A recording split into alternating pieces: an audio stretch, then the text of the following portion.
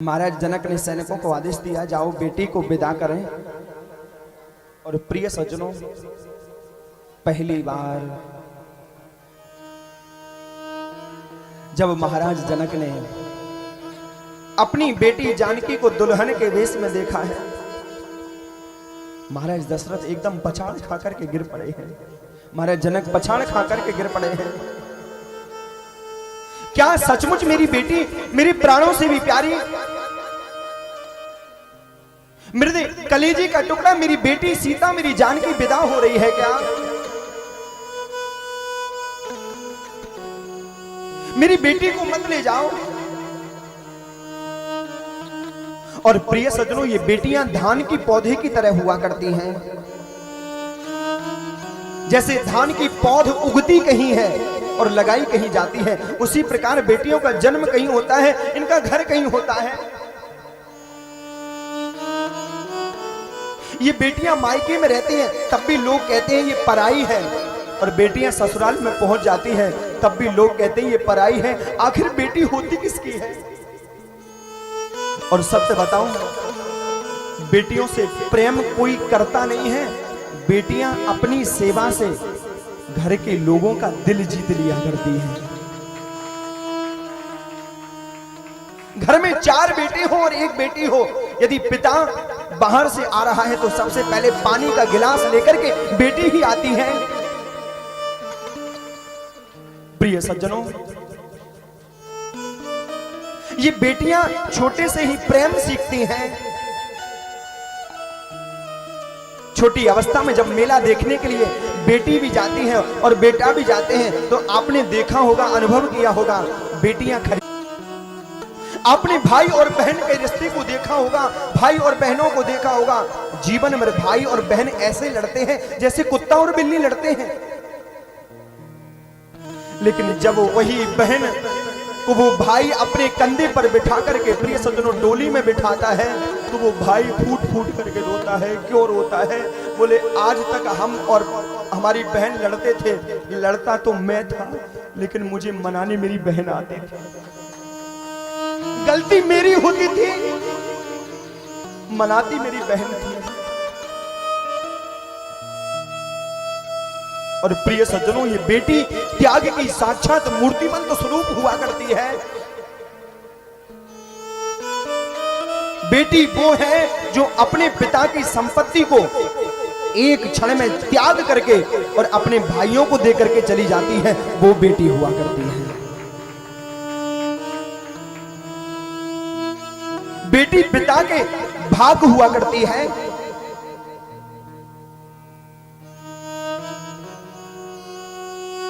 बेटी अंश है तो बेटा वंश है।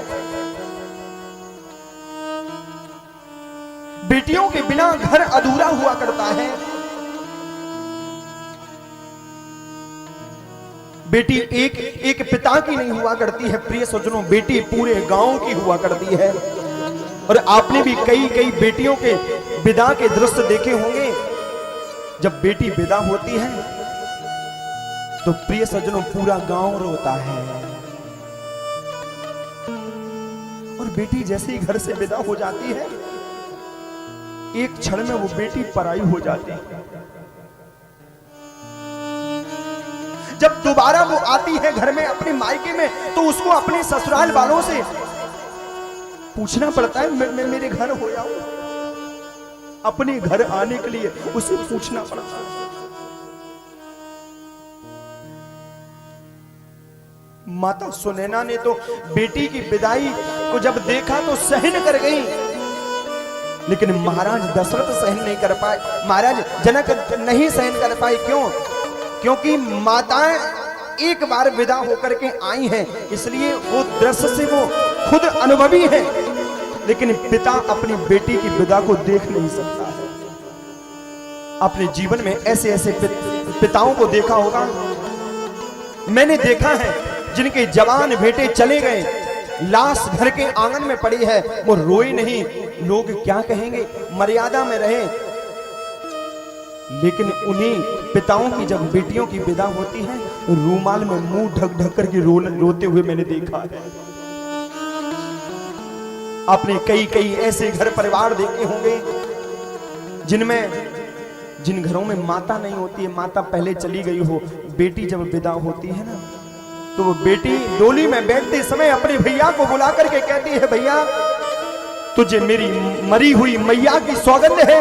अब तक तो मैं इस घर में थी, मेरे पिता को मैं देखती थी, लेकिन तुझे मेरी मरी हुई मैया की सौगंध है। मेरे जाने के बाद इस घर में मेरे पिता की सेवा होनी चाहिए, मेरे पिता को कोई परेशानी नहीं होनी चाहिए। बेटी ससुराल में रहते हुए भी अपने पिता का ख्याल रखती है, और प्रिय सज्जनों, पूरे परिवार का ख्याल पिता रखता है, और पिता का भी जो ख्याल रखती है वो बेटी हुआ करती है। आपने ऐसे ऐसे बेटियों की विदाइयों को भी देखा होगा जिन बेटियों के पिता नहीं है, वो विधवा माँ बेचारी गरीबनी अपनी बेटी की जब विदा करती है, बाजार से सामान खरीदती है, बेटी बेटी तेरे पिता होते तो बड़े धूमधाम से करते, अब मुझसे जितना हो पा रहा है मैं तेरी विदा करूंगी। और जब वो विधवा माँ अपनी बेटी को डोली में बिठाती है, डोली में बिठाने से पहले अपनी बेटी से कहती है, बेटी एक बार अपने मरे हुए पिता से भी आशीर्वाद ले लो। घर की बैठक में वो मृत पिता का चित्र लटका रहता है, और वो बेटी जाते समय अपने मरे हुए पिता की तस्वीर के सामने जाती है और जाकर के प्रणाम करती है। तो प्रिय सज्जनों, आप विश्वास नहीं मानोगे, वो मरे हुए पिता के चित्र में से भी आंखों में से आंसू टपक उठते हैं। ये बेटी की विदा हुआ करती है।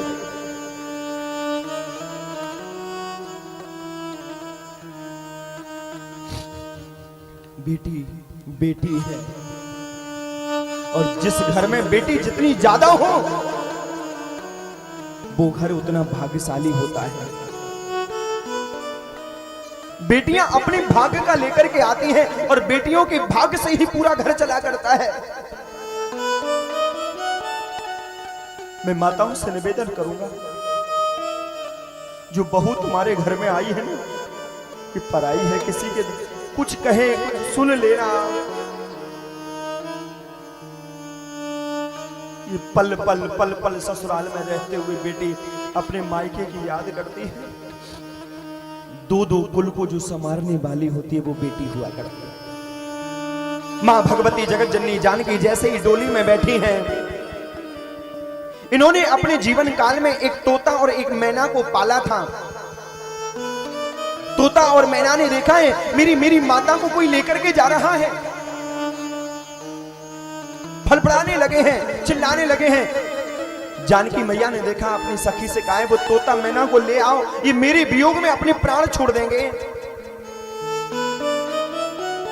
प्रिय सज्जनों, तोता मैना को भी डोली में बिठाया है, और जैसे ही माता की विदाई हुई है, प्रिय सज्जनों, पूरा विदेहराज जनकपुर पछाड़ खा करके जमीन में गिर पड़ा है। ये लोगों का तो क्या कहना, मिथिलापुर के एक एक वृक्ष, एक एक इमारत, एक एक ईंट के भी आंसू गिरे हैं जब सीता की विदाई हुई।